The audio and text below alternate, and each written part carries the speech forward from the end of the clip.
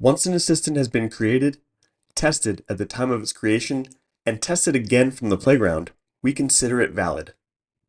We'll now test it via API through Postman API platform, a platform to create and use APIs. From there, we'll be able to use the API in our developments, regardless of the technology. We enter Postman, and from My Workspaces, we select New, HTTP. Since we want to send a query and receive a response, what we'll do is a post. So here, we choose Post. And we must indicate the URL to access the server. Our goal is to connect to the chat assistant that we created earlier, called Marketing Assistant.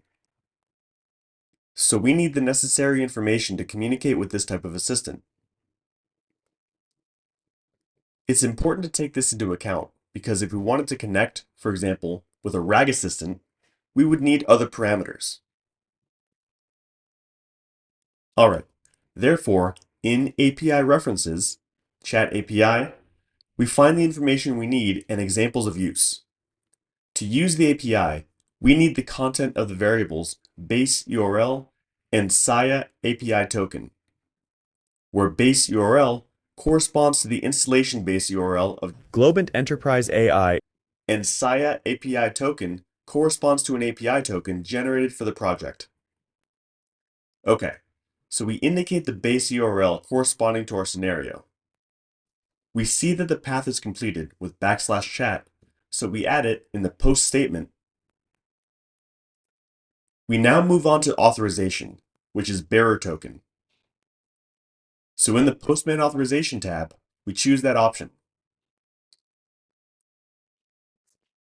To use the API, we must authenticate each request using an API token.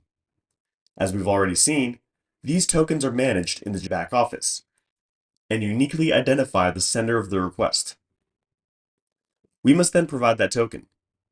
For that, we go to the back office, and in the API tokens option, we can select any of the defined tokens, since any of them identifies us in the project. For example, the default one. We select Copy, we go back to Postman, and paste the token. Good. Now we go to the Body tab, choose Raw, JSON, and refer to a basic example of what we should declare here. We have already indicated the post, the authorization method, and the content type. We must now specify the body of the query. So we copy what corresponds to data and paste it. Model corresponds to the type of assistant, followed by its name. As we've said, depending on the type of assistant, the parameters may vary.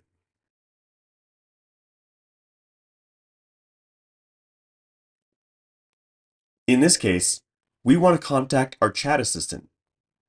So the indicated type is Assistant, and the name is Marketing Assistant. Let's look now at the Messages element. This element defines a message that we want to add. The minimum expression is this one we're declaring, where content corresponds to the user input. In this example, we're going to indicate lamp as input, expecting the assistant to return a correct description of this product. Then we can add other parameters. So let's indicate, for example, the revision of the assistant we want to use. Remember that we could have several revisions of the same assistant. We then specify the identifier and name of the revision.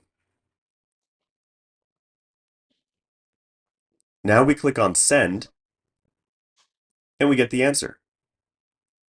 The assistant says, a lamp is a lighting fixture that provides illumination in a room or space. Very good. Now that we've tested our assistant via API, we can use it in our developments.